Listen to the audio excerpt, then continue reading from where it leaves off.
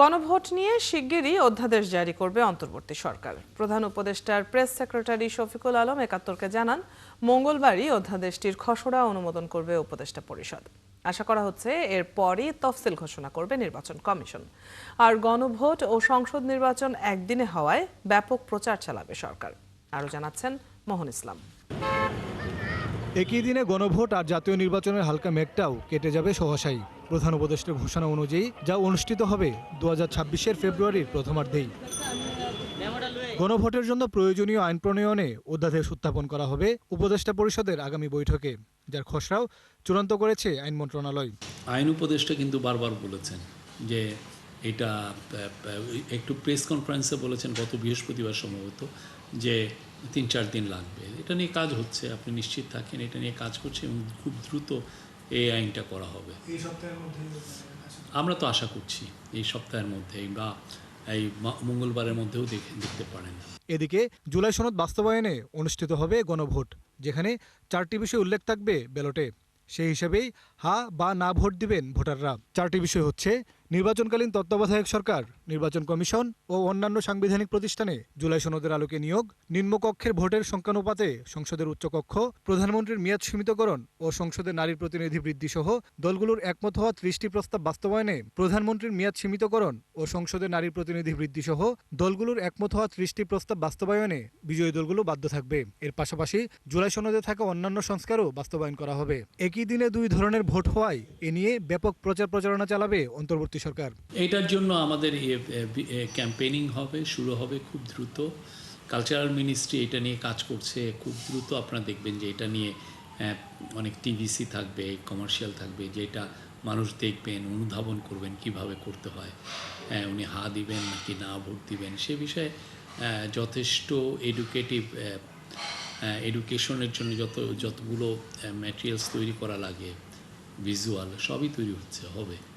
আগামী ফেব্রুয়ারি নির্বাচন পৃথিবীর কোনো শক্তি ঠেকাতে পারবে না বলে আত্মবিশ্বাসী অন্তর্বর্তী সরকার। ইলেকশনের সিদ্ধান্ত তো পরিষ্কার যে ফেব্রুয়ারির প্রথমার্ধে ইলেকশন হচ্ছে, এটা নিয়ে কোনো ধরনের কোনো কনফিউশন নেই। মোহন ইসলাম, একাত্তর, ঢাকা। গণভোট অধ্যাদেশ 2025-এর খসড়া নীতিগত ও চূড়ান্ত অনুমোদনের জন্য উপদেষ্টা পরিষদের বিশেষ বৈঠক আছে আজ। প্রধান উপদেষ্টা ডক্টর মোহাম্মদ ইউনূসের সভাপতিত্বে এই বৈঠকটি হবে। এ সম্পর্কে আরো খবর জানবো সহকর্মী ফরহাদ ইবনে মালেকের কাছ থেকে। ফরহাদ, বৈঠকটি শুরু হয়েছে কিনা, এ বিষয়ে কি তথ্য আছে বিস্তারিত জানাবেন। অদিতি, কিছুক্ষণ আগে প্রধান উপদেষ্টা তার কার্যালয়ে প্রবেশ করেছেন। প্রধান উপদেষ্টার পর আরও অনেক উপদেষ্টা যারা আছেন তারাও কার্যালয়ে প্রবেশ করেছেন। 11টা থেকে বৈঠকটি শুরু হওয়ার কথা আমরা ধারণা করতে পারি যে বৈঠকের মধ্যেই শুরু হয়ে গেছে। বৈঠকের আজ আলোচ্য বিষয়গুলো কি? প্রধান আলোচ্য বিষয় থাকবে আগামী জাতীয় নির্বাচন এবং নির্বাচনের দিন যে আরও একটি নির্বাচন, যা বাংলাদেশের ইতিহাসে প্রথমবারের মতো একই সাথে দুটো নির্বাচন হতে চলেছে। একটি নির্বাচন জাতীয় সংসদ নির্বাচন 300 আসনের, আরেকটি নির্বাচন 300 আসনের মধ্যেই গণভোটের নির্বাচন। যেই গণভোটের নির্বাচন হবে জুলাই সনদ, যে রাজনৈতিক দলগুলো একমত হয়েছে যে জুলাই সনদ বাস্তবায়ন কীভাবে হবে, বাস্তবায়ন হওয়ার পর সেগুলো সংবিধানে কীভাবে অন্তর্ভুক্ত হবে এর বিষয়ে হ্যাঁ বা না ভোটে বিভিন্ন প্রস্তাব থাকবে। সেই প্রস্তাবগুলো পড়ে আর যারা ভোটার আছে তারা ভোট দেবেন। আজ মূলত আলোচনা হবে গণভোটের প্রক্রিয়া কীভাবে গণভোটটা সম্পন্ন করা হবে, বুথ বাড়ানো লাগবে কিনা, কেন্দ্র বাড়ানো লাগবে কিনা, আলাদা রকমের ব্যালটের প্রয়োজন পড়তে পারে, ব্যালট পেপারের প্রয়োজন পড়বে। কারণ একই ধরনের ব্যালট পেপার যদি হয় তাহলে একটা বিশৃঙ্খলা বা একটা বিঘ্ন তৈরি হতে পারে। যে সিল থাকবে সিলের আলাদা রকম হতে হবে। এই বিষয়গুলো নিয়ে আলোচনা হবে। খরচ কেমন হবে, খরচ সংকোচন বাড়ানো সে বিষয়ে নিয়ে আলোচনা হবে। কীভাবে প্রচারণা চালাবে সরকার গণভোট নিয়ে মানুষের কাছে, মানুষকে মানুষকে বোঝাতে, মানুষকে জানাতে আসলে গণভোট কীভাবে দিতে হবে, গণভোটে যে ধরনের প্রশ্ন রয়েছে সেই প্রশ্নগুলো কীভাবে তারা বুঝবে, এই বিষয়গুলো নিয়ে মূলত আজকে আলোচনা হবে। এছাড়া জাতীয় নির্বাচন প্রসঙ্গত আছেই। তফসিল ঘোষণা কবে হতে পারে সে বিষয় নিয়ে একটা খসড়া আলোচনা হতে পারে, যেখানে নির্বাচন কমিশন পরবর্তীতে আগামী মাসে হয়তো বা একটা কথা রয়েছে আগামী মাসে তফসিল ঘোষণা করার। এই সার্বিক বিষয়গুলো নিয়ে আলোচনা হবে। বিষয়গুলো আসলে সবশেষ কী বিষয় আলোচনা হচ্ছে সেগুলো আমরা জানতে পারবো বৈঠকের পরে। বৈঠকটা একটা লম্বা সময় চলার কথা রয়েছে। অদিতি। ফরহাদ, আপনি এই বিষয়ে নিশ্চয়ই খবরাখবর রাখবেন এবং পরবর্তী সংবাদগুলোতে আমরা আপনার কাছ থেকে নিশ্চয়ই জানবো এই সম্পর্কে। ধন্যবাদ যুক্ত হবার জন্য। দর্শক, গণভোট অধ্যাদেশ 2025-এর বিষয়ে জানছিলাম। আজকে যে বৈঠকটি রয়েছে, বৈঠক পরবর্তী খবর নিশ্চয়ই আমরা আপনাদেরকে জানাবো। আসন্ন ত্রয়োদশ জাতীয় সংসদ নির্বাচন যথাযথভাবে সম্পাদনের লক্ষ্যে অংশীজনদের সঙ্গে চলমান সংলাপের অংশ হিসেবে আজ মঙ্গলবার দেশি নির্বাচন পর্যবেক্ষক সংস্থার প্রতিনিধিদের সাথে মতবিনিময় করছে নির্বাচন কমিশন। রাজধানীর আগারগাঁওয়ে নির্বাচন ভবনের সম্মেলন কক্ষে প্রধান নির্বাচন কমিশনার এএমএম নাসির উদ্দিনের সভাপতিত্বে আজ সকাল ও বিকেল দুই ভাগে এই সংলাপ হচ্ছে। ইসির চলমান সংলাপের অংশ হিসেবে নির্বাচন পর্যবেক্ষক সংস্থার প্রতিনিধিদের সুচিন্তিত মতামত ও পরামর্শ গ্রহণে মোট 21টি পর্যবেক্ষক সংস্থার প্রতিনিধিরা অংশ নিচ্ছেন। তবে আরও একটি পর্যবেক্ষক সংস্থা পরে এই সংলাপে যুক্ত হতে পারে। 15টি সংস্থার দাবি আপত্তি নিয়ে শুনানি রয়েছে, যার মধ্য থেকে একটি সংস্থাকে নিবন্ধন দেয়া হবে। ত্রয়োদশ জাতীয় সংসদ নির্বাচনে প্রবাস থেকে প্রথম ভোটাধিকার প্রয়োগের খবরে উচ্ছ্বসিত বিশেষ করে তরুণ প্রবাসীরা। পোস্টাল ভোট অ্যাপসে নিবন্ধনকারী প্রবাসীরা ভোট দেওয়ার সুযোগ পাবেন। বিশ্বের বিভিন্ন দেশ ভিত্তিক 5 দিন করে নিবন্ধনের সময় বেঁধে দিচ্ছে ইসি। 14 ডিসেম্বর থেকে 5 দিন নিবন্ধনের সময় পাবেন কুয়েতের বাংলাদেশি প্রবাসীরা। কুয়েত থেকে সহকর্মী সাদেক রিপনের পাঠানো তথ্যচিত্রে বিস্তারিত প্রতিবেদনে। দীর্ঘদিন প্রবাসী থাকার ফলে অনেক প্রবাসীর জাতীয় পরিচয়পত্র, ভোটার আইডি কার্ড নেই।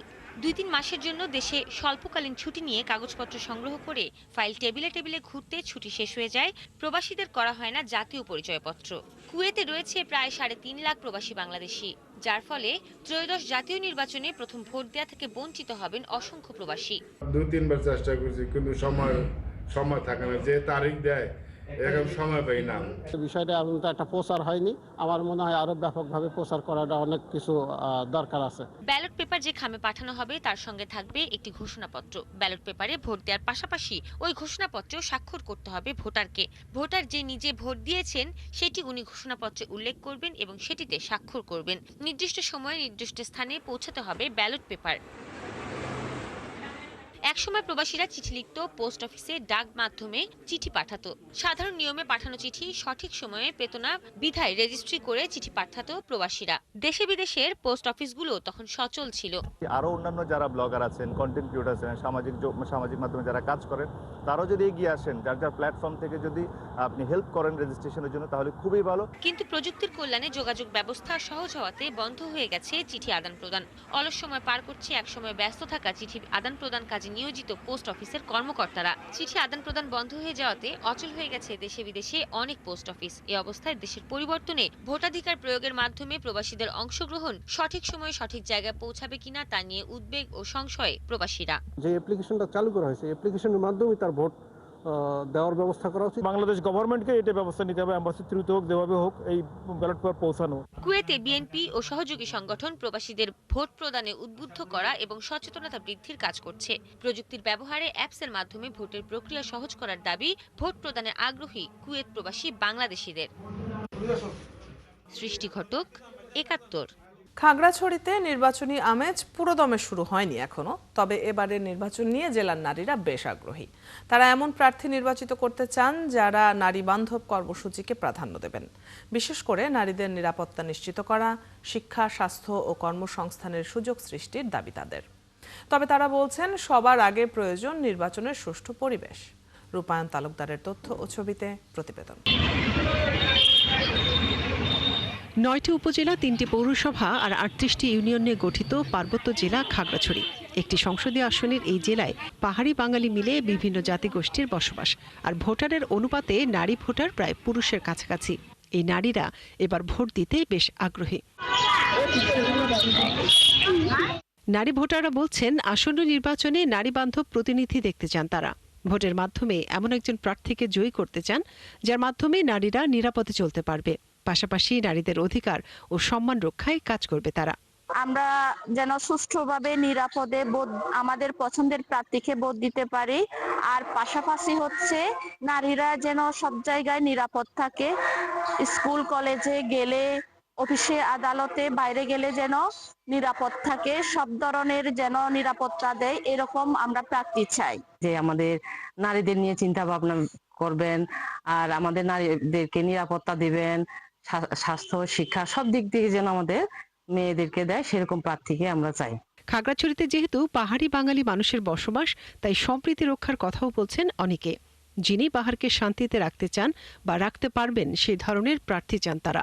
যিনি আমাদের খাগড়াছড়িতে শান্তি সম্প্রীতি রক্ষা করবেন, আমি সে প্রার্থীকে ভোট দেব।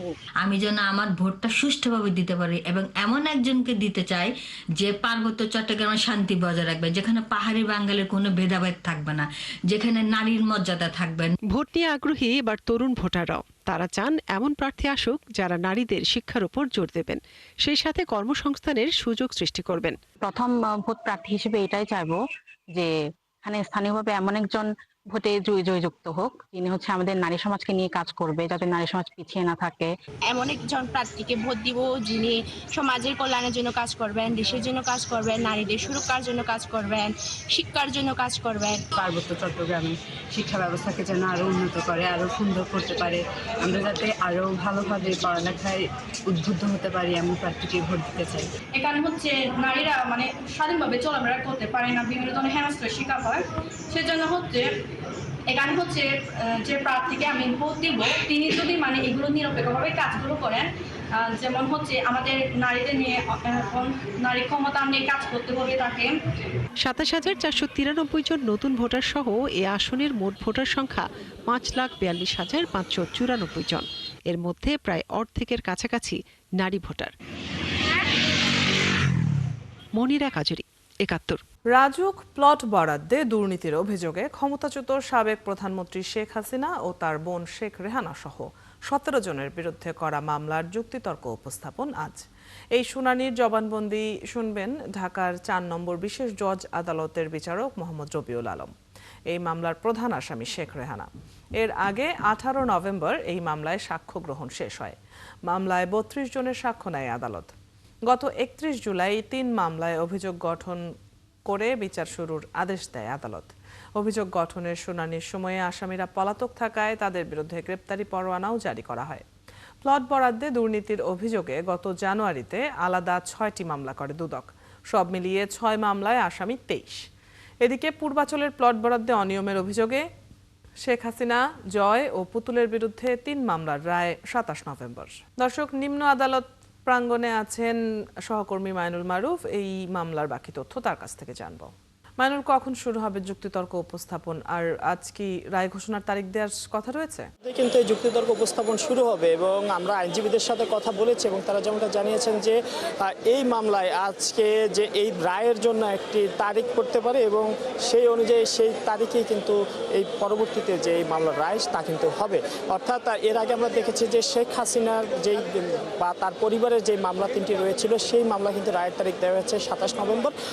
আজও কিন্তু আরেকটি মামলা রয়েছে শেখ হাসিনা এবং বিশেষ করে এটি শেখ রেহানার পরিবারের দুর্নীতির বিষয়ে। এখানেও কিন্তু আসামি হিসেবে আছেন শেখ হাসিনা। এই যেই ৫ আগস্টের পর প্লট দুর্নীতির যে ৬টি মামলা হয়েছিল সেই ৬টি মামলাতেই আসামি হিসেবে শেখ হাসিনা রয়েছেন এবং এই ৬টির জন্য আলাদা আলাদা ৬টি প্লটের জন্য আলাদা আলাদা ৬টি মামলা হয় এবং এই মামলায় আজকে যে মামলাটি যুক্তিতর্ক উপস্থাপন এই মামলায় কিন্তু শেখ রেহানার পরিবারের সদস্যরা রয়েছেন, যেমন টিউলিপ সিদ্দিকী রয়েছেন এই মামলায়, শেখ হাসিনা রয়েছেন, শেখ রেহানা রয়েছেন এবং মোট ১৭ জন। এবং এই মামলায় কিন্তু যুক্তিতর্ক উপস্থাপন শেষ হয়েছে আরও কয়েকদিন, যুক্তিতর্ক উপস্থাপন হয় সাক্ষ্যগ্রহণ শেষ হয়েছে আরও কয়েকদিন আগে। আজ কিন্তু যুক্তিতর্ক উপস্থাপন হবে এবং আইনজীবীরা বলেছেন যে এই মামলায় যদি তারা প্রমাণ করতে পারেন তাহলে সর্বোচ্চ সাজা ১৪ বছর পর্যন্ত হতে পারে এবং অন্যান্য যে মামলাগুলো রয়েছে, এই মোট কথা যে প্লট দুর্নীতির যে মামলাগুলো রয়েছে এই সকল মামলায় সর্বোচ্চ সাজা ১৪ বছর পর্যন্ত বলে জানানো হয়েছিল। এর পাশাপাশি আরেকটি বিষয় আমি যদি বলি যে ৬টি মামলা হয়েছে তার মধ্যে কিন্তু কোনো আসামি কিন্তু গ্রেপ্তার নেই, শুধু একজন আসামি গ্রেপ্তার রয়েছেন এবং তাকে কিন্তু কিছুক্ষণ আগেই কোর্টে আনা হয়েছে। তিনি সাবেক রাজুক কর্মকর্তা খুরশেদ, তার আইনজীবী রয়েছেন, তার আইনজীবীর সাথে মূলত আজকে যুক্তিতর্ক হবে। এছাড়া অন্যান্য যে যারা পলাতক রয়েছেন শেখ হাসিনা, শেখ রেহানা বা টিউলিপ সিদ্দিকী, তাদের পক্ষে কোনো আইনজীবী না থাকায় যুক্তিতর্কে কিন্তু তাদের যে আইনি সুবিধা কিন্তু তারা পাবেন না। তবে যে একজন আইনজীবী গ্রেপ্তার রয়েছেন তার আইনজীবী কিন্তু থাকছেন এবং এই মামলায় যে সকল সাক্ষ্যগ্রহণ হয়েছে, তথ্য প্রমাণ রয়েছে, এই সকল বিষয় কিন্তু তিনি তুলে ধরবেন। তার পাশাপাশি যে রাষ্ট্রপক্ষ বা দুদকের যে আইনজীবীরা রয়েছে, প্রসিকিউশন রয়েছে, তারাও কিন্তু তাদের কথাগুলো তুলে ধরবেন।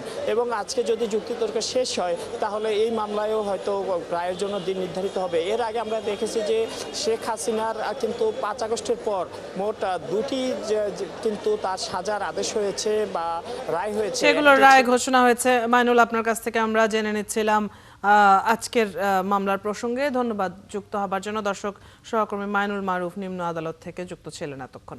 জুলাই আগস্ট আন্দোলনে কুষ্টিয়ায় 6 জনকে হত্যার ঘটনায় মানবতা বিরোধী অপরাধের মামলায় আওয়ামী লীগ নেতা মাহবুবুল আলম হানিফ সহ 4 আসামির বিরুদ্ধে আনুষ্ঠানিক বিচার কাজ শুরু হচ্ছে আজ।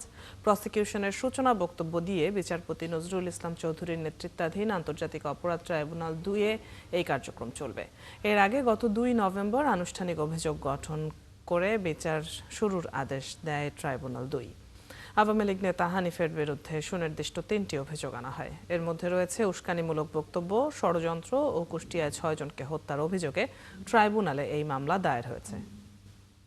এছাড়া আজ ট্রাইব্যুনাল 1-এ জুলাই আন্দোলনে রামপুরায় ছাদের কার্নিশে ঝুলে থাকা ব্যক্তিকে গুলি করা সহ 2 জনকে হত্যা মামলায় ডিএমপির সাবেক কমিশনার হাবিবুর রহমান সহ 5 জনের বিরুদ্ধে 4র্থ দিনের সাক্ষ্য রয়েছে আজ। বিচারপতি গোলাম মর্তুজা মজুমদারের নেতৃত্বাধীন 3 সদস্যের বিচারিক প্যানেলে হবে এই সাক্ষ্য গ্রহণ। ট্রাইব্যুনালে আছেন সহকর্মী সৈকত সাদিক, এবারে যুক্ত হচ্ছি তার সাথে। সৈকত, কখন শুরু হবে আজকের মামলার শুনানি? অন্য কোনো মামলার শুনানি তর্ক উপস্থাপন কি আজ আছে? তিনি সহ যে 4 জন আসামির বিরুদ্ধে যে মামলাটি রয়েছে, সেই মামলার যে আজকে আনুষ্ঠানিক বিচার কার্যক্রম সেটা হয়তো কিছুক্ষণের মধ্যেই ট্রাইব্যুনাল 2-এ শুরু হবে। আপনি বলছিলেন যে ট্রাইব্যুনাল 2-এর চেয়ারম্যান বিচারপতি নজরুল ইসলাম চৌধুরীর নেতৃত্বাধীন এই ট্রাইব্যুনালে আজকে আনুষ্ঠানিকভাবে সূচনা বক্তব্য দিবেন। এর আগে যতগুলো মামলার বিচার কাজ শুরু হয়েছে, মানে মূলত সাক্ষ্য গ্রহণ কার্যক্রমটা আজকে শুরু হবে। তার আগে প্রসিকিউশনের পক্ষ থেকে সূচনা বক্তব্য দেওয়া হয় এবং সেই ধারাবাহিকতা হয়তো আজকে চিফ প্রসিকিউটর তাজুল ইসলাম তিনি এই মামলায় সূচনা বক্তব্য দিবেন। এবং এই মামলায় যেহেতু 4 জন আসামি রয়েছেন এবং 4 জন আসামি পলাতক রয়েছেন, হানিফ ছাড়াও যে অন্য 3 জন আসামি রয়েছেন তারা কুষ্টিয়া জেলা আওয়ামী লীগের সভাপতি ছিলেন এবং সাধারণ সম্পাদক ছিলেন 2 জন। এর বাইরে উপজেলা চেয়ারম্যান, কুষ্টিয়া সদর উপজেলা চেয়ারম্যান, তিনিও মামলার আসামি। এবং 4 জন যেহেতু পলাতক রয়েছেন, তার পক্ষে রাষ্ট্রনিযুক্ত যে আইনজীবী নিয়োগ দেওয়া হয়েছে আমির হোসেন, তিনি এসেছেন ট্রাইব্যুনালে এবং তিনি ট্রাইব্যুনালে ইতিমধ্যে ট্রাইব্যুনাল 2-এ তিনি প্রবেশ করেছেন। যে চিফ প্রসিকিউটর সহ অন্যান্য প্রসিকিউশনের সদস্যরাও এসেছেন এবং আজকে আমরা দেখব যে 3টি সুনির্দিষ্ট অভিযোগ আনা হয়েছে আসামিদের বিরুদ্ধে। কুষ্টিয়ায় যে 5 আগস্ট 6 জন হত্যার পরেও হানিফের বিরুদ্ধে 3টি সুনির্দিষ্ট অভিযোগের বিরুদ্ধে হচ্ছে তার বিরুদ্ধে উস্কানিমূলক বক্তব্য, ষড়যন্ত্র এবং এই হত্যার অভিযোগ। সেই বিষয়ে তো আজকে প্রসিকিউশনের পক্ষ থেকে বিশদভাবে তারা আজকে অপরাধ তুলে ধরবেন। এবং এর বাইরে আজকে ট্রাইব্যুনালে যে আরেকটি মামলা ট্রাইব্যুনাল 1-এ আজকে 4র্থ দিনের মতো সাক্ষ্য গ্রহণ হবে। আপনি জানেন যে জুলাই অভ্যুত্থানের যে রামপুরা একটি নির্মাণাধীন কার্নিশে ভবনে ঝুলে থাকা একজন যুবক আমির হোসেন, তাকে গুলি করা এবং 2 জনকে হত্যার ঘটনায় যে মামলাটি দায়ের হয়েছে, সেই মামলা আজকে 4র্থ দিনের মতো সাক্ষ্য গ্রহণ হবে। তবে এই মামলার বিচার কাজটা একটু পরে শুরু হবে, হয়তো 11:30 কিংবা 12:15 দিকে শুরু হবে। এই মামলায় আসামি একজন গ্রেপ্তার যে আছেন চঞ্চল চন্দ্র সরকার, তার পক্ষে যে আইনজীবী তারাও ট্রাইব্যুনালে প্রবেশ করেছেন এবং এই আসামিকেও ট্রাইব্যুনাল নিয়ে আসা হয়েছে এবং ট্রাইব্যুনালের যে হাজতখানা সেখানে রাখা হয়েছে।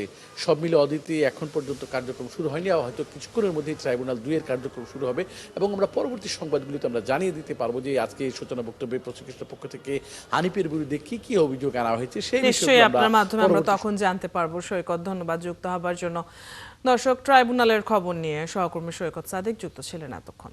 আশুলিয়ার তাজরিন ফ্যাশনের অগ্নিকাণ্ডে আহত শ্রমিকরা 4 দফা দাবি আদায়ে কর্মসূচি পালন করছেন। দাবি আদায় না হলে গায়ে কেরোসিন ঢেলে আত্মহত্যার হুমকি দিয়েছেন তারা। সোমবার বিকেল থেকে আশুলিয়ার নিশ্চিন্তপুর এলাকার তোবা গ্রুপের তাজরিন ফ্যাশনের পরিত্যক্ত ভবনের নিচে তারা অবস্থান নেন। এ সময় শ্রমিকরা বলেন 13 বছর ধরে ক্ষতিপূরণ, সুচিকিৎসা ও পুনর্বাসনের জন্য আন্দোলন সংগ্রাম করে আসছেন, কিন্তু বিগত সরকার কোনো ধরনের পদক্ষেপ নেয়নি। এছাড়া তাজরিনের মালিক দেলোয়ার সহ দোষীদের কোনো শাস্তির ব্যবস্থা করা হয়নি। তাদের ক্ষতিপূরণ, সুচিকিৎসা ও পুনর্বাসন সহ দোষীদের শাস্তির আওতায় আনা না হলে এই কর্মসূচি পালন করবেন বলে জানান তারা। এমনকি সংশ্লিষ্ট দপ্তর কোনো ধরনের পদক্ষেপ না নিলে গায়ে কেরোসিন ঢেলে আত্মহত্যারও হুমকি দেন তারা। এ বিষয়ে বিস্তারিত জানাতে আশুলিয়া থেকে যুক্ত হচ্ছেন সহকর্মী জাহিদুল ইসলাম অনিক। অনিক, এই কর্মসূচিতে কতজন অংশ নিয়েছেন এবং তাদের 4 দফার বিষয়ে বিস্তারিত জানাবেন। আমি এই মুহূর্তে আছি আশুলিয়া নিশ্চিন্তপুর এলাকার অগ্নিকাণ্ডের যে ঘটনা পোশাক খাতে, সেই ঘটনা তাজরিন ট্র্যাজেডি, সেই তাজরিন ফ্যাশনে। আপনাকে জানিয়ে রাখি যে 2012 সালের 24 নভেম্বর সন্ধ্যা 6টার দিকে এই তাজরিন ফ্যাশনের সর্বপ্রথম নিচতলায় কিন্তু অগ্নিকাণ্ডের ঘটনা ঘটে এবং সেই সময় কিন্তু 114 জন শ্রমিক কিন্তু আগুনে পুড়ে অঙ্গার হয়ে যান। এবং তারপরে কিন্তু আমরা দেখেছি যে সেই সময় এই 8 তলা ভবনে বিভিন্ন তলা থেকে কিন্তু যে শ্রমিকরা ছিলেন তারা জানালা ভেঙে কিন্তু তারা এখানে আহত হয়েছেন। জানালা ভেঙে সেখানে লাফ দিতে গিয়ে কিন্তু নিজের জীবন বাঁচলেও তারা কিন্তু স্বাভাবিক জীবনে কিন্তু আর ফিরতে পারেনি। আমরা গতকাল বিকেল থেকে দেখেছি এখানে তাজরিনের যারা আহত শ্রমিকরা রয়েছেন, সেই সকল আহত শ্রমিকরা তারা 4 দফা দাবি নিয়ে কিন্তু তারা এখানে আন্দোলন করছেন। তারা বলছেন যে তাদের এই দাবি মেনে না নেওয়া পর্যন্ত তারা এখানে অবস্থান করবেন। আমরা একজন শ্রমিকের সাথে কথা বলবো। আমাদের দাবি হলো আমাদের পুনর্বাসন এবং ক্ষতিপূরণ এবং সুচিকিৎসা, আর তার পাশাপাশি মালিকের দৃষ্টান্তমূলক শাস্তি। কারণ আমার মতো আর কোনো লোক হয়ে এই সারা জীবনের মতো না বেড়াতে হয়, আর যেন কোনো মায়ের বুক খালি না হয়। এখানে আরেকজনের সাথে কথা বলবো। আমরা 24 নভেম্বরের আগের দিন থেকে আমরা এখানে বসছি। আমরা এখানে আমার মনে করো আমাদের অবস্থা খুবই খারাপ। আমরা মনে করো বসছি ক্ষতিপূরণের তকনে, আর মালিকের শাস্তির তকনে, সুচিকিৎসা, আর্থিক সহযোগিতার তকনে। কেন এই জায়গায় বসার কারণটা? আমাদের ক্ষতিপূরণের জন্য। এখন পর্যন্ত কি কোনো আশ্বাস পেয়েছে? না, কোনো আশ্বাস আমরা পাইনি। কতক্ষণ আপনাদের এখন আমাদের যতক্ষণ দায় দাবিগুলো মানে না নেয় ততক্ষণ পর্যন্ত চলতে থাকবে। যেমনটি শুনছিলেন তারা কিন্তু গতকালকে থেকে এখানে রয়েছেন এবং আমরা কিন্তু দেখেছি তারা গতকালকে কেরোসিন তেল নিয়ে কিন্তু এখানে অবস্থান নিয়েছেন। তারা বিভিন্ন হুঁশিয়ারি দিচ্ছেন যে যতক্ষণ পর্যন্ত তাদের দাবিগুলো মেনে না নেওয়া হবে তারা কিন্তু এখানে অবস্থান করবেন। আমরা দেখেছি যে এখানে গতকালকে থেকে এখন পর্যন্ত প্রায় 20 থেকে 25 জনের মতো তারা অবস্থান করছেন। তারা যেমনটি জানাচ্ছেন যে তাদের অনেক ভাই বোন আত্মীয় স্বজন যারা এই তাজরিনে কিন্তু সেদিন কাজ করতে গিয়ে জীবন দিতে হয়েছে, অনেকে আহত হয়ে এখন অস্বাভাবিক জীবনযাত্রায় তারা চলছেন। তাদের পরিবার পরিজন নিয়ে তাদের বসবাস করতেও তাদের এখানে কষ্ট হচ্ছে, এমনটি কিন্তু জানাচ্ছেন। আমরা এখন পর্যন্ত প্রশাসনের অনেক আমরা আপনার মাধ্যমে জেনে নিচ্ছিলাম তাজরিনের আহত শ্রমিকরা সেখানে যে দাবিগুলো জানাচ্ছেন সেগুলো সম্পর্কে। ধন্যবাদ যুক্ত হবার জন্য। দর্শক, সহকর্মী জাহিদুল ইসলাম অনিক আমাদের সাথে যুক্ত ছিলেন এতক্ষণ। দেশের সমুদ্র ও নদী বন্দর পরিচালনার দায়িত্ব বিদেশি প্রতিষ্ঠানের কাছে দেয়াকে ইতিবাচক হিসেবে দেখছেন ব্যবসায়ীরা। তারা বলছেন এতে প্রতিযোগিতা ও সেবা বাড়বে। বন্দর পরিচালনার দায়িত্ব বিদেশিদের কাছে দেওয়ার সঙ্গে রাজনীতি টেনে আনা ঠিক নয় বলে মনে করে বন্দর ব্যবহারকারীদের সংগঠন পোর্ট ইউজার্স ফোরাম। জাহিদুল ইসলামের প্রতিবেদন। দেশের পণ্য আমদানি এবং রপ্তানির 80% হয় চট্টগ্রাম সহ অন্যান্য সমুদ্র বন্দর দিয়ে। তবে এসব বন্দরের সেবার মান, পণ্য ওঠানামায় ভোগান্তি, সক্ষমতা এবং দুর্নীতি নিয়ে বরাবরই অভিযোগ করে আসছেন ব্যবসায়ীরা। সাম্প্রতিক সময় চট্টগ্রাম বন্দরের লালদিয়া এবং ঢাকার পানগাঁও নৌবন্দর কন্টেইনার টার্মিনাল পরিচালনায় বিদেশি 2 প্রতিষ্ঠানের সাথে চুক্তি করেছে সরকার। এছাড়াও নিউমোরিং সহ আরও কিছু টার্মিনাল বিদেশি পরিচালনা ছেড়ে দেওয়ার পরিকল্পনা নেওয়া হয়েছে। অন্তর্বর্তী সরকারের নেওয়া এসব সিদ্ধান্তকে ইতিবাচক হিসেবে দেখছেন পোশাক রপ্তানিকারকদের সংগঠন বিকেএমইএ। সরকারের এই উদ্যোগকে আমরা স্বাগত জানিয়েছি, কারণ দীর্ঘ 40 বছর কিন্তু আমরা দেখলাম আমাদের দেশীয় ভাবে যারা এই পোর্ট পরিচালনা করেছে, এবং এর আগে আমরা চট্টগ্রাম পোর্টের অনেক সমস্যা দেখেছি যেগুলি রাজনৈতিক নেতৃবৃন্দের কারণে পোর্ট যথাযথভাবে ফাংশন করতে পারেনি। তো আমরা মনে করি বিদেশিদের কাছে এই পোর্ট যে হ্যান্ডেলের জন্য দেওয়া হয়েছে এটা বাংলাদেশের জন্য নতুন কিছু বয়ে আনবে। তৈরি পোশাক খাতের মালিকরা বলছেন বিদেশিরা বন্দর পরিচালনা করলে কাঁচামাল এবং গার্মেন্টস পণ্য জাহাজীকরণ ও খালাসে হয়রানি কমবে। ইতিমধ্যে যার প্রমাণ মিলেছে সৌদি পরিচালনায় পতেঙ্গা বন্দরের সেবায়। চট্টগ্রাম পোর্টে আমাদের মালামাল লোড আনলোড করতে গেলে ম্যাক্সিমাম 2 থেকে 3 দিন লাগে। সেক্ষেত্রে আমরা 20 থেকে 25 দিন পর্যন্ত চিটাগং পোর্টে ব্যয় হয়। আমরা বায়ারও হারায় থাকি, আমাদেরকে এটাকে এয়ারফিট করতে হবে এই ডেটগুলোর জন্য। তো সেক্ষেত্রে চিটাগং বন্দরকে যদি সুন্দরভাবে সাজানো হয়, প্রত্যেকে যদি স্বচ্ছ জবাবদিহিতার সহিত কাজ করে থাকে, তাহলে আমরা এই ভোগান্তির আওতায় পড়ব না। চট্টগ্রাম পোর্ট ইউজার্স ফোরামের আহ্বায়ক জানান, বিদেশিদের দ্বারা বন্দর ও কন্টেইনার পরিচালনা দোষের কিছু নয়। বন্দর পরিচালনাগুলো কিন্তু সব দেশ করে না। এফিশিয়েন্ট কতগুলো অর্গানাইজেশন আছে যারা এগুলো করে। এখানে রাজনীতিকে আনি এটাকে বন্ধ করার জন্য বা এদেরকে না দেওয়ার জন্য এটা রাজনীতিকে টানিয়ে আনা হচ্ছে। আমি মনে করি এটা রাজনৈতিক কোনো ইস্যু নাই। আমাদের দেশের জন্য ভালো হবে, অর্থনীতির জন্য ভালো হবে, আমাদের এক্সপোর্টের জন্য ভালো হবে এবং ফরেন কারেন্সি আমরা আর্ন করতে পারবো। বর্তমানে বৈশ্বিক তালিকায় 100 সমুদ্র বন্দরের মধ্যে কন্টেইনার পরিচালনায় চট্টগ্রামের অবস্থান 68তম। জাহিদুল ইসলাম, 71, ঢাকা। কাজলার পাড়, ভাঙা প্রেস, কাজিরগাঁও, মাতোয়াইল, পশ্চিমপাড়া এসব নিয়ে গঠিত ঢাকা দক্ষিণ সিটি কর্পোরেশনের 63 নম্বর ওয়ার্ড। সামান্য বৃষ্টিতেই এখানকার সড়কগুলোতে তীব্র জলাবদ্ধতা দেখা দেয়। জলাবদ্ধতার কারণে এই এলাকার মানুষের জীবনযাত্রা কার্যত স্থবির হয়ে গেছে। 2018 সালে ইউনিয়ন থেকে সিটি কর্পোরেশনের অধীনে আসা এই এলাকার নাগরিক দুর্ভোগের শেষ নেই। সুমন মাহমুদের প্রতিবেদন।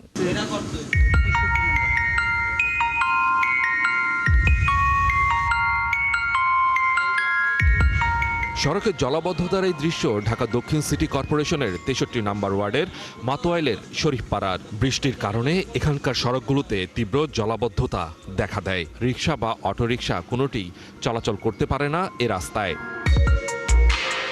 উঁচু নিচু ভাঙা রাস্তায় পড়ে প্রায়ই ঘটছে দুর্ঘটনা। স্থানীয়রা বলছেন, একবার বৃষ্টিতে যে পানি জমে তা সরতেই সময় লাগে প্রায় 1 মাস। এর উপরে এলাকার আশেপাশে গড়ে ওঠা মৎস্য খামারের কারণে সমস্যা আরও বাড়ছে বলে অভিযোগ স্থানীয়দের। পদ্মার যে রাস্তাটা আছে ওই জায়গাটা আগে পানি নামতো, ওই জায়গাটা এরা এই আপনার খামার কইরা সম্পূর্ণ বন্ধ করে দিচ্ছে। এখন আমরা ওই বৃষ্টি আইলে আমরা মনে করেন ঠিক মতো চলাফেরা করি। ময়লার পর্যায়ে যখন বাঁধ দিছে তখন থেকে এই পানিগুলো এখানে আটকা থাকে, এখানে পানি যাওয়ার কোনো ব্যবস্থা করে নেই। ইটপাট আছে পানি নিচে তো আর গাড়িওয়ালা দেখে না, আমরা এই পানি বাড়ার থেকে বাঁচার মতন উপায় আমরা পাইতেছি না। কারো কাছে দুঃখ সুখ বলুন, এটা তো আমি কারো পাইনি। প্রতিনিয়ত নোংরা পানিতে যাতায়াত করার কারণে অনেকেই আক্রান্ত হচ্ছেন চর্মরোগে।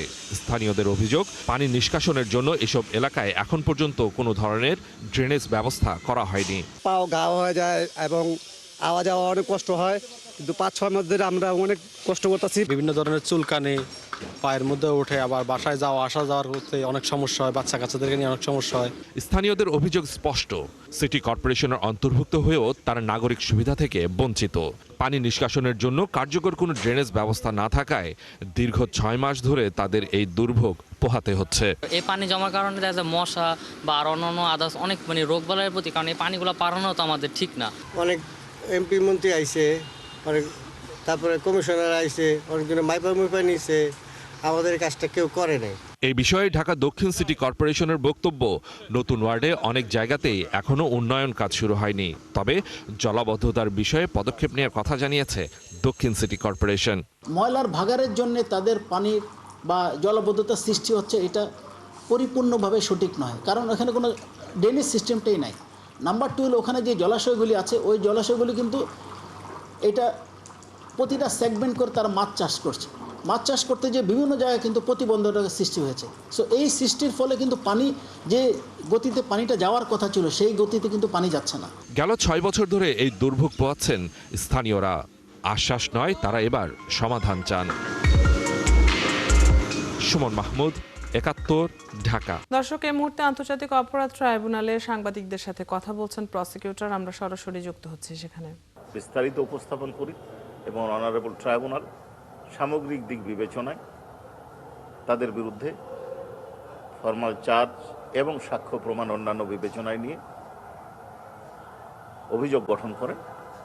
কাজেই আমরা অনারেবল ট্রাইব্যুনালকে ইতিপূর্বেই সন্তুষ্ট করতে পেরেছি, সন্তুষ্ট করতে সক্ষম হয়েছি, বোঝাতে পেরেছি যে এই আসামিদের বিরুদ্ধে অত্যন্ত শক্ত প্রাইমা ফেসি কেস আছে। এবং এখন আমরা যেটা আজকে বলেছি সেটা হচ্ছে এই সাক্ষ্য প্রমাণের সপক্ষে, আমরা এই অভিযোগের সপক্ষে যে সাক্ষ্য প্রমাণগুলো উপস্থাপন করব তাদের একটা ফিরিস্তি দিয়েছি এবং আমরা কেন বিচার চেয়েছি তার বর্ণনা দিয়েছি। সেখানে আমরা বলেছি আমাদের যে সাক্ষী মোট হচ্ছে 38 জন, তার মধ্যে শহীদ পরিবারের সাক্ষী হচ্ছে 8 জন, প্রত্যক্ষদর্শী সাক্ষী 8 জন, আহত সাক্ষী 8 জন, আন্দোলনে অংশগ্রহণকারী 8 জন, পুলিশ হচ্ছে 1 জন, সাংবাদিক একজন, জব্দ তালিকার সাক্ষী 2 জন, বিশেষজ্ঞ সাক্ষী 2 জন, বিশেষ তদন্তকারী কর্মকর্তা 1 জন আর তদন্তকারী কর্মকর্তা 1 জন। এছাড়াও আমরা যে সমস্ত সাক্ষ্য প্রমাণ ট্রাইব্যুনালে উপস্থাপন করব তার মধ্যে অডিও ক্লিপস আছে, ভিডিও ক্লিপস আছে, বিশেষজ্ঞ রিপোর্ট আছে, ফরেনসিক রিপোর্ট আছে এবং সাক্ষ্য অর্থাৎ সরাসরি যারা অনারেবল ট্রাইব্যুনালের সাক্ষ্য প্রমাণ উপস্থাপন করবেন। আমরা আরও বলেছি যে আমাদের 2টো মামলা ওই কোর্টে চলমান আছে। একটা আশুলিয়ায় যে লাশ পোড়ানোর মতো মর্মান্তিক ঘটনা ঘটেছে সেই মামলা, এবং আবু সাঈদের মামলা পেন্ডিং আছে, এই মামলার শেষ পর্যায়ে। এছাড়াও 30 তারিখে আরও একটা মামলার ওপেনিং স্টেটমেন্ট আছে। কাজেই এই সপ্তাহে বা আগামী সপ্তাহের মধ্যে আমরা এই মামলাটা সাক্ষ্য প্রমাণ উপস্থাপন না করে পরের সপ্তাহে আমরা উপস্থাপন করব। এই বিবেচনায় আগামী 8ই ডিসেম্বর মামলার পরবর্তী দিন ধার্য হয়েছে। জি, আপনাদেরকে স্যার, ঊর্ধ্বতন কর্তৃপক্ষের দায় নিয়ে কি বলেছেন? ওনারা দায়টা কীভাবে আসে এখানে? হ্যাঁ, আপনাদেরকে বোধহয় আমার একটা কথা বলতে ছুটে গেছে, সেটা হচ্ছে সিডিআর। এখন ঊর্ধ্বতন উনি মাহবুবুল আলম হানিফ সাহেব আওয়ামী লীগের একজন পদাধিকারী ব্যক্তি, এবং তিনি বিভিন্ন সময় বিভিন্ন বক্তব্য আমাদের পত্রপত্রিকার মাধ্যমে আমরা পেয়েছি, তার ভিডিও ক্লিপসে পেয়েছি। এছাড়াও তিনি নিয়মিত এই যে অন্য 3 জন আসামির সাথে যোগাযোগ করে নির্দেশ দিয়েছেন, এসপি সাহেবের সাথে নির্দেশ দিয়েছেন, এবং আমরা যে এই মামলার এই যে কমপ্লেন রেজিস্টার সেইখানে আরেকজন অ্যাকিউজড যেটা 30 তারিখে আছে, সেই মামলার ফোন আলাপ এবং শেখ হাসিনার বক্তব্যের সাথে এর মামলার একটা স্ট্রং নেক্সাস পেয়েছে। চলছে সংবাদ সংযোগ। সরাসরি সংবাদ অনুষ্ঠান দেখতে চোখ রাখুন 71-এর ফেসবুক পেজে এবং সাবস্ক্রাইব করুন 71-এর ইউটিউব চ্যানেল। থাকুন 71-এর সাথে।